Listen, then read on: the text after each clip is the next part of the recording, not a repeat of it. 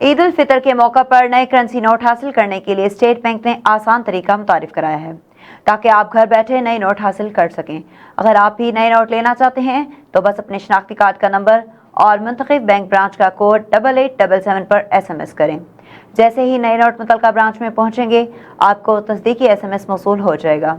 तस्दीकी SMS मिलने के बाद आपको 2 दिन के अंदर असल शनाख्ती कार्ड और उसकी कॉपी के साथ बैंक जाना होगा, जहां आप 10 रुपए के 3 पैकेट्स, 50 रुपए का 1 पैकेट और 100 रुपए का 1 पैकेट नए नोट हासिल कर सकते हैं। स्टेट बैंक ने वजाहत दी है कि नई करेंसी नोटों की फ्राहमी बंद होने की कोई हकीकत नहीं है और कमर्शियल बैंकों को 27 अरब रुपए के नए नोट फ्राहम किए जा चुके हैं।